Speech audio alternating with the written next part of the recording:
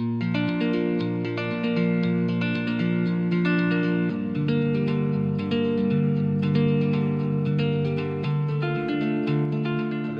I am going to discuss part 3 of morphology of flowering plants. In this part, we will discuss about the leaf. First, we will discuss about the general features and parts of leaf. A leaf is lateral, flattened structure that arises at node. We already have discussed that the place of a part of the stem or the point of the stem where from a leaf originates. So this is the stem and this point is called node. तो leaf कहाँ से develop होती है किसी भी stem में, जहाँ node होता है वहाँ से लीफ डेवलप होती है. Next is leaves initiate from the shoot meristem as primordia and slowly enlarge, expand as they grow older. Actually, these primordia are the primary meristem. Meristematic tissues are the dividing cells. जब ये cells divide होते हैं तो एक leaf जो है वो develop होती है, एक्सपेंड होती है और एक बड़े साइज की लीफ में कन्वर्ट हो जाती है. Each leaf possesses a bud in its axil known as axillary bud. We already have discussed, suppose if this is the stem and this is a leaf, it's a leaf. This part is called axil of the leaf.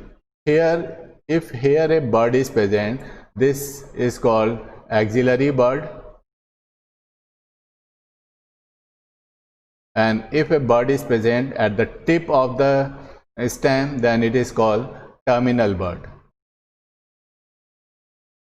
So, bud which develops from the axil is known as axillary bud. Next point is that leaves are green due to the presence of chlorophyll and form the main photosynthetic organ of the plant. Leaves appears green because of the presence of chlorophyll और जहाँ chlorophyll होगा वहाँ पे photosynthesis होगा और leaf को हम kitchen of the cell भी कहते हैं because food is produced in the leaf. Leaf has three parts. First part is the leaf base, second part is the petiole and third part is the lamina. First we will discuss first part of the leaf, that is leaf base. It is the part of the leaf with which it is attached to the stem or leaf. This point is called the leaf base. यानी अगर ये leaf है तो leaf का ये point जो है इसको लीफ बेस कहा जाता है. इस लीफ बेस की मदद से ये लीफ स्टेम से अटैच्ड होती है. तो लीफ बेस क्या है? It is the part of the petiole और end part of the petiole with which it is attached to the stem. यानी ये पेट्यूल है, ये पेट्यूल है. पेट्यूल का जो लास्ट एंड है ये इसको हम लीफ बेस कहते हैं. In monocot plant, the leaf base expands to form sheet-like structure that partially or fully encircles the stem. यहाँ पे आप देख सकते हैं कि ये एक फिगर है मोनोकॉट प्लांट के लीफ की. मोनोकॉट प्लांट का जो लीफ होती है वो इस तरह से एलोंगेटेड होती है. चाहे आप शुगर केन में देखें, मेज़ में देखें या ग्रासेस घास में देखें, ये पतली और लंबी लंबी लीव्स होती हैं. लेकिन इसका अगर आप बेस देखें तो ये बेस शीट लाइक होता है.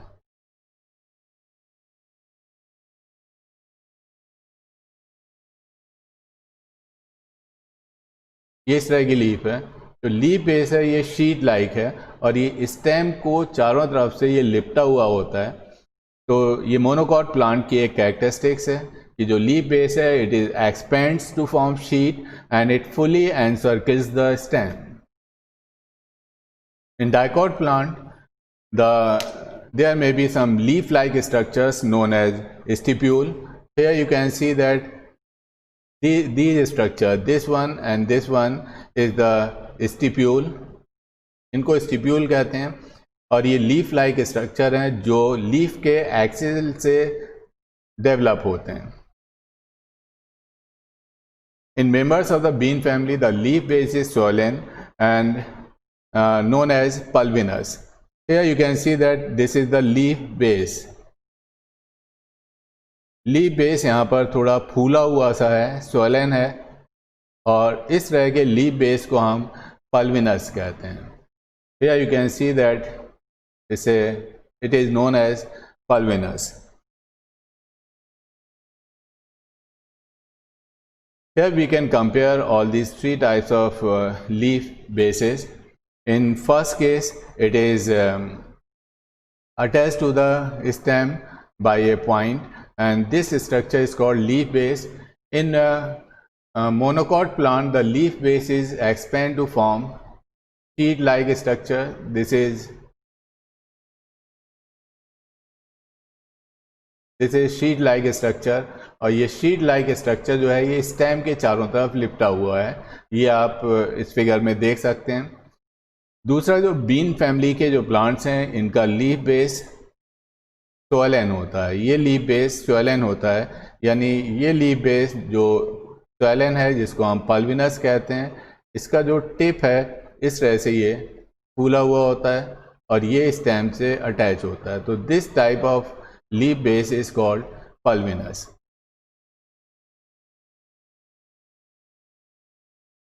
Next is petiole. The stalk of leaf is called petiole. A leaf is petiolate when it has petiole, and when leaf petiole is absent, leaf is called sessile.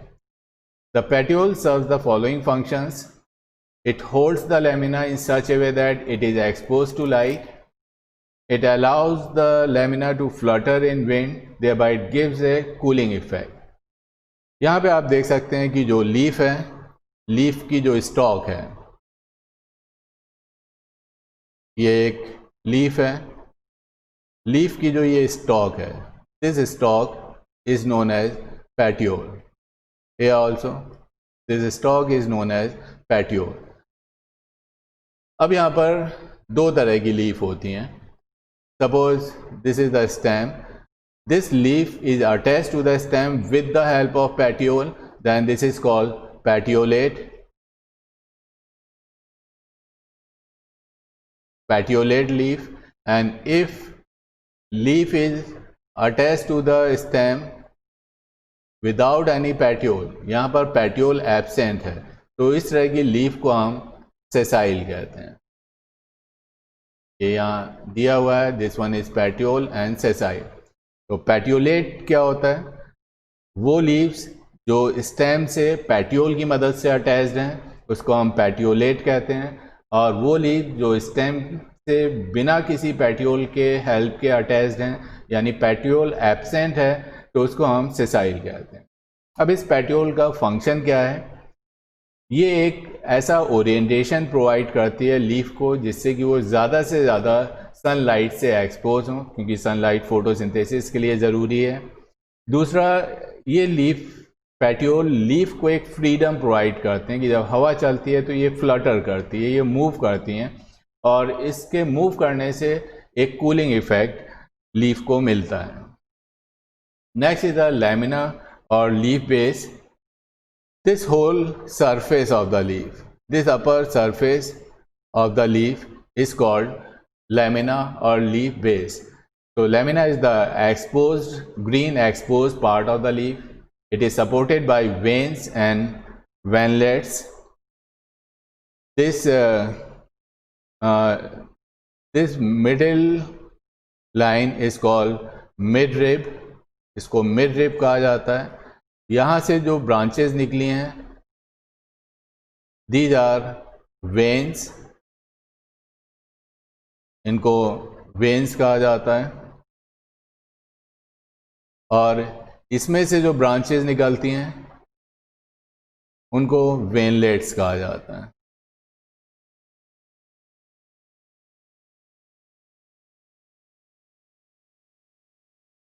They are known as veinlets. तो leaf में midrib है, veins है और veinlets है. The veins perform the two function. अब इन veins का काम क्या है? They provide rigidity and support to the blade. ये एक स्केलेटन की तरह काम करते हैं. यानी लीफ को ये स्ट्रेच रखने में, सीधा रखने में हेल्प करते हैं, एक सपोर्ट प्रोवाइड करते हैं। सेकंड, क्योंकि इन मिड रिब के अंदर जाइलम और फ्लोएम होता है, तो रूट से वाटर मिनरल्स को एब्जॉर्ब करके ये लीव्स तक पहुंचाते हैं। लीव्स में फोटोसिंथेसिस के बाद जब फूड बनता है तो इस फूड को प्लांट के डिफरेंट पार्ट्स तक पहुंचाने का काम भी इन मिड रिब का है। तो these vein and veinlets present in the leaf perform two functions. They provide rigidity and support to the blade, and they are the channel of transport of water, minerals and food. Next is venation. The arrangement of veins and veinlets in the lamina is known as venation. Venation क्या है? Leaves के अंदर जो veins या veinlets हैं वो किस तरह से अरेंज हैं, उसको हम वेनेशन कहते हैं। They are of two types, reticulate venation and parallel venation. When midrib and its branches make a network on the lamina, it is called reticulate venation. Parallel venation, when veins on the lamina run parallel to one another, it is called parallel venation. Reticulate venation is the characteristic feature of a dicot plant, and parallel venation is the characteristic of a monocot plant. Next we will see the diagram of reticulate venation. Reticulate venation में we just have discussed that this one is the midrib, ये midrib है, these are veins and these small branches जो when से निकल रही हैं इनको हम वेनलेट्स कहते हैं। और ये सारे जो मिडरिब है, वेन्स है, वेनलेट्स है, आप यहाँ देख सकते हैं एक जाल की तरह का स्ट्रक्चर बना हुआ है, एक नेटवर्क बना हुआ है। तो ये एक रेटिकुलेट वेनेशन यहाँ पर पाया जा रहा है, ये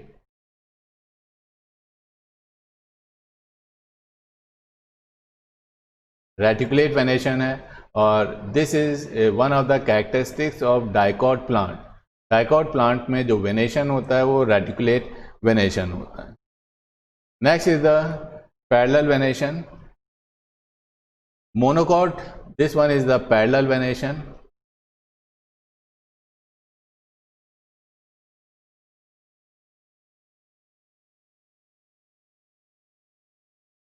मोनोकॉट प्लांट्स में ये पाया जाता है। This is a characteristic feature of a monocot plant. You might have seen the leaves of a monocot. For example, in sugar cane and maize, वहाँ पर जो leaves होती हैं इस तरह से लंबी होती हैं, बीच में एक मोटी सी मिड रिब होती है। इसके अलावा जितनी भी veins होती हैं they are parallel to the mid rib. यहाँ पे आप देख सकते हैं कि this one is the mid rib and all the veins they are parallel to each other. That's why this type of venation is called parallel venation, and this is the one of the characteristic feature of a monocot plant. Next is types of leaves based on the incision. Incision हम कहते हैं cut on the of the lamina. Leaves are classified as simple leaves and compound leaves. Lamina is entire, or if incised, incision do not reach the midrib. इसका मतलब क्या है कि यहाँ पर आप देख सकते हैं कि लैमिना जो है ये इंटैक्ट है, पूरी तरह से यहाँ पे कोई कट नहीं है। और कट का मतलब है कि ये कट मिड रिब तक नहीं पहुँच रहा है, तो यहाँ पर कोई भी कट नहीं है। लेकिन अगर लीफ ऐसी है कि इसमें कट तो है, यहाँ पर ये इंसीजन तो है, लेकिन ये इंसीजन मिड रिब, ये क्या है मिड रिब है, ये इंसीजन मिड रिब तक नहीं पहुंच रहा है, ये यहीं पर रुक गया है। तो ये दोनों ही लीव्स जो है सिंपल लीव्स कहलाएंगे कि अगर लैमिना यानी ये जो इसकी आउटर लाइन है ये इंटैक्ट है, यहाँ पर कोई भी कट नहीं है। और अगर कट है तो ये कट या इंसीजन मिड रिब तक, यहाँ तक नहीं पहुंच रहा है, तो इसको हम सिंपल लीव्स कहेंगे। Next is compound leaves. Next is compound leaf. Compound leaf में the lamina is incised and this incision reaches the midrib of the plant. For example, this is a leaf and here they are incised. यहाँ जो cut है वो इसको leaves को छोटे छोटे part में डिवाइड कर देता है. जो लेमिना है ये इसमें कट लगता है और ये कट इसको छोटे छोटे लीव्स में डिवाइड कर देता है. अब यहाँ पर आप देखेंगे जो कट है वो मिड रिब तक पहुंच रहा है. तो अगर लेमिना इंसाइज्ड है यानी वहाँ पर कट है and incision is reached up to the midrib, then this type of leaf is called compound leaf. And this whole leaf after incision is divided into small leaves known as leaflets. इनको हम अब leaflets.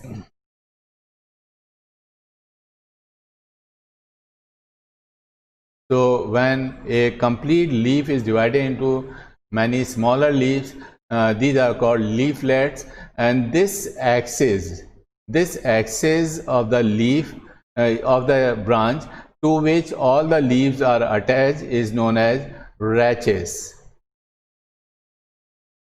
तो rachis क्या है? rachis वो branch है जिसके दोनों तरफ या जिसमें बहुत सारी लीव्स अटैच्ड होंगी, उसको हम रैचेस कहते हैं. Now compound leaves are of two types. Pinnately compound leaves. The leaflets are arranged on either side of the rachis all along its length. They are of several types: unipinnate compound and bipinnate compound. If the leaflets are directly borne on the rachis, यहाँ पर आप देख सकते हैं कि जो leaflets हैं, this is the रैचेस. रैचेस अभी आपको बताया कि ये वो एक्सिस है जिस पे सारी लीव्स अटैच होती हैं, जिससे लीफलेट अटैच होती हैं. तो यहाँ पे जो लीफलेट्स हैं they are attached to this rachis. अगर लीफलेट डायरेक्टली रैचेस से अटैच्ड हैं then they are called unipinnate compound. Again here unipinnate is of two types, peripinnate and imperipinnate. दोनों में सिंपल सा डिफरेंस है कि पेरीपिनेट में नंबर ऑफ लीव्स जो हैं यहाँ पर इवन नंबर ऑफ लीव्स होंगी और यहाँ पर ऑड नंबर ऑफ लीफलेट होंगी, नॉट लीफलेट्स होंगे. Second is the bipinnate. Here you can see that this is the rachis. First case में क्या था, इस रैचेस से ये लीव अटैच थी, लेकिन यहाँ पर रैचेस से नहीं है. अब ये रैचेस डिवाइड हो गई है. This rachis when divide it forms rachilla. So if leaflets are attached to the rachila, then it is called bipinnate. यानी मेन स्टेम से एक ब्रांच निकली, फिर उसके बाद दूसरी ब्रांच निकली. That's why they are known as bipinnate. Second is the tripinnate. यहाँ पर क्या है? This is the rachis. Then a primary rachila is developed. From primary, a tertiary rachila is developed, and secondary rachila is developed. Then leaflets are attached to these rachila. तो तीनों में clear cut difference है. यहाँ पर leaflet directly rachis से attached होती हैं, यहाँ पर रैचेस डिवाइड होकर रैचिला बनाती हैं और उससे लीफलेट अटैच होती हैं. यहाँ पर रैचेस डिवाइड होती हैं रैचिला में, रैचिला फिर फर्दर डिवाइड होती है और सेकेंडरी रैचिला बनाती हैं. लीफलेट सेकेंडरी रैचिला से अटैच्ड हैं, तो इसको हम ट्राइपिनेट कहेंगे.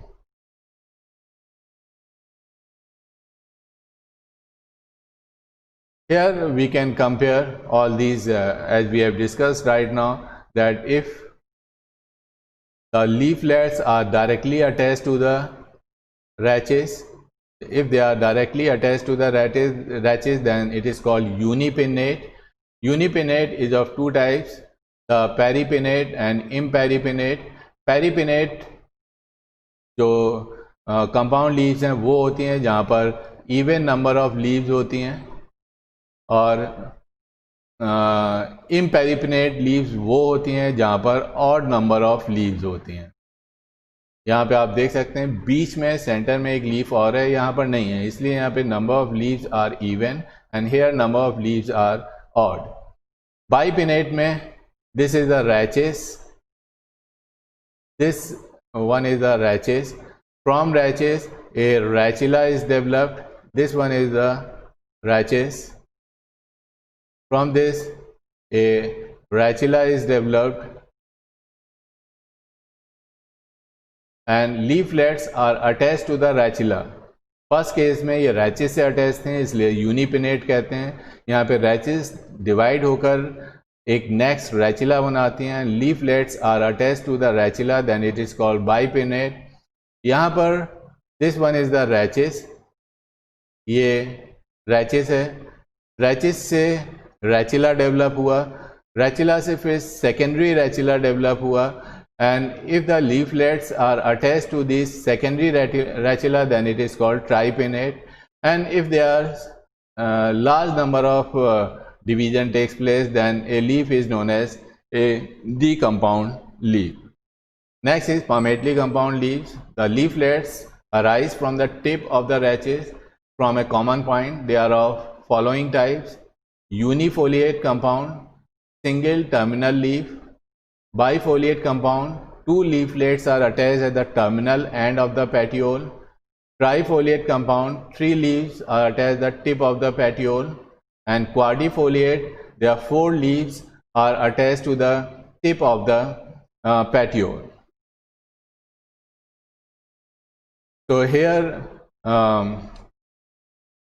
palmately compound leaves में क्या होता है कि अगर ये petiole है, जो भी leaves डेवलप होंगी वो इस जगह से नहीं होंगी, यहाँ से ये डेवलप नहीं होती हैं.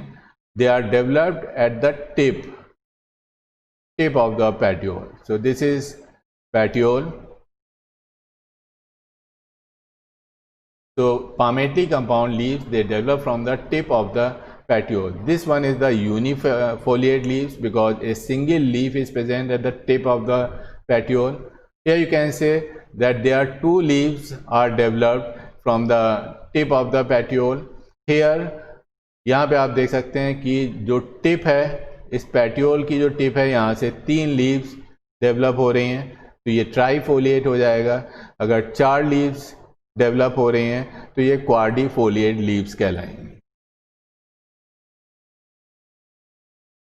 और मल्टीफोलिएट में there are more than 4 leaves are developed from the tip of the petiole, then leaf is called multifoliate. Next is phyllotaxy. It is the pattern of arrangement of leaves on the stem of branch. First one is the alternate. A single leaf arises from each node. Examples are mango, sunflower, mustard, hibiscus. Second, opposite. A pair of leaves arise at each node and lie opposite to each other. For example, mint and guava. Whorled. More than 2 leaves arise at a node and form a whorl. For example, Nerium and Alstonia. यहाँ पर जो पहला है, first case में a single leaves arise from each node. एक leaves यहाँ से arise हुई, अगर लेफ्ट साइड से हो रही है तो second leaves right hand side पर होगी. यानी ये पॉइंट क्या है, नोड है. एक नोड से एक ही लीव्स डेवलप हो रही है. यहाँ पर एक लीव्स है. सेकेंड केस में क्या है कि फ्रॉम ए सिंगल नोड, ये एक नोड है जहाँ से डेवलप हो रहा है, ये लीव्स डेवलप हो रही हैं. तो if from a single node there are 2 leaves are developed. यहाँ पे आप देख सकते हैं एक ही नोड से 2 लीव्स डेवलप हो रही हैं. ये इसका एग्जाम्पल है. तो इसको हम अपोजिट लीव्स कहते हैं. वॉल्ड में अगर एक ही पॉइंट से बहुत सारी लीव्स डेवलप हो रही हैं, एक ही नोड पे अगर बहुत सारी लीव्स डेवलप हो रही हैं, जैसा इस फिगर में आप देख सकते हैं, इसको हम वॉल्ड फाइलोटैक्सी कहते हैं. तो फाइलोटैक्सी का मतलब है कि जो मेन एक्सिस है उस पर लीव किस तरह से अटैच्ड है. अगर हर नोड पर एक सिंगल लीव्स अटैच्ड है तो इसको अल्टरनेट कहेंगे. अगर हर नोड पे a pair of leaves are attached, यानी 2 लीव्स अटैच्ड हैं, तो इसको हम अपोजिट कहेंगे, अपोजिट फाइलोटैक्सी कहेंगे. वॉल्ड का मतलब है अगर सिंगल नोड पर 2 से ज़्यादा लीफ अटैच हैं तो उसको हम वॉल्ड फाइलोटैक्सी कहेंगे। Next is modification of leaves. Here modification in leaves are found to perform various functions other than photosynthesis. For example, tendril. ये leaf tendril है। यहाँ पर suppose here some leaves are present, then this point is divided into spiral like structure. These are called leaf tendril. और ये करते क्या है, ये प्लांट को ऊपर की तरफ जब भी इन्हें कोई सपोर्ट मिलता है ये अपने टेंड्रिल को उसके चारों तरफ लपेटते हैं, and it helps in climbing the plant in upward direction. क्योंकि इनका स्टेम बहुत वीक होता है, ये खुद से सीधे इरेक्ट नहीं रह सकते हैं, तो इन्हें सपोर्ट की ज़रूरत होती है और सपोर्ट को पकड़ने के लिए टेंड्रिल की ज़रूरत पड़ती है।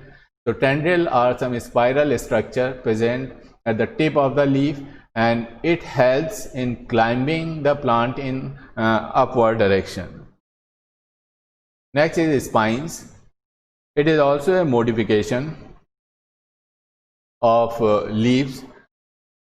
It is mainly found in xerophytic plant, and in xerophytic plant there is already a deficiency of water in that area, and if the leaves are of big size then large amount of water can be lost during transpiration. तो इस transpiration से बचने के लिए जो leaves हैं they are reduce to spine. ये जो स्पाइन है, क्योंकि अगर लीफ का सरफेस एरिया कम हो गया स्पाइन बनने में, सरफेस एरिया कम होगा तो जाहिर है वहाँ पर वो कम गर्म होंगी तो ट्रांसपिरेशन में वाटर का लॉस भी कम होगा। लेकिन यहाँ पर एक चीज़ है कि अगर लीव्स इतना रिड्यूस हो जाएंगी और ये फोटोसिंथेसिस परफॉर्म नहीं करती हैं, तो यहाँ पे कुछ मॉडिफिकेशन, ये हमने लास्ट टॉपिक में डिस्कस किया था लास्ट पार्ट में, कि यहाँ जो स्टेम है, ये जो स्ट्रक्चर दिख रहा है ये लीफ लाइक ज़रूर दिख रहा है लेकिन ये स्टेम है, ये जो स्टेम है इसके अंदर क्लोरोफिल जमा हो जाता है और ये फोटोसिंथेसिस परफॉर्म करते हैं। तो ये एक मॉडिफिकेशन है where leaves are modified to form the spines to reduce the loss of water during transpiration, and the stem modified to perform the function of photosynthesis. Such type of stem are called phylloclades. Food storage. There are some fleshy leaves. For example, in onion, there are 2 types of leaves are found. The leaves which are present under the soil, these leaves are fleshy leaves and they store food material. The leaves present above the soil, they are of green color and they perform the function of photosynthesis. But the leaves which are present in the onion, it is a type of storage leaves. Next is phyllodes. As we have discussed earlier, phylloclades, in which we have discussed that stem modified to perform the function of photosynthesis. Here in leaves there is a modification of petiole. Phylloclade में क्या था, stem modify हो जाता है, photosynthesis perform करता है। यहाँ पर पेटियोल मॉडिफाई होता है, पेटियोल मॉडिफाई हो जाता है और ये फोटोसिंथेसिस परफॉर्म करता है। तो इस तरह के लीफ मॉडिफिकेशन को हम फाइलोड कहते हैं, जहाँ पर पेटियोल मॉडिफाई होता है, क्लोरोफिल उसके अंदर पाया जाता है और वो फोटोसिंथेसिस परफॉर्म करता है। In insectivorous plants leaves, they are modified to trap the insect. Here you can see in Venus flytrap, the leaves are modified in such a way that they can trap the insect as soon as they enter or come in contact with the leaves. Next is reproductive leaves. You have seen and studied so many times in lower classes that this is the leaf of a bryophyllum. At these notches of bryophyllum, there are some buds are present. These are the buds, and these buds develop to form the complete plant. So these leaves are modified to take part in reproduction. Next is heterophyly. Heterophyly, जैसा नाम से ही पता चल रहा है कि there are 2 different types of leaves are found. Examples are Ranunculus, Aquatilis, and Eucalyptus, etc. The stem bears leaves of different shape. In aquatic plants, the submerged leaves are finely dissected, while the floating leaves are entire. यहाँ आप देख सकते हैं कि these leaves which are dissected, they are present, they are submerged in water, and these leaves which are intact, they are present above the surface of the water. इनके dissect होने का जो रीजन है, जो फ़ायदा है कि जो वाटर करंट है वो इन लीव्स को एक रेजिस्टेंस प्रोवाइड करता है. ये रेजिस्टेंस कम हो जाएगा और लीव्स भी टूटने और डैमेज होने से बच जाएंगी. अगर ये चौड़े साइज़ की लीव्स होंगी तो वाटर करंट इन लीव्स को तोड़ देगा. इसलिए पतली पतली लीव्स हैं, डाइसेक्टेड लीव्स हैं, जिसकी वजह से जो वाटर का फोर्स है लीव्स के ऊपर वो कम हो जाएगा और ये लीव्स ख़राब नहीं होंगे.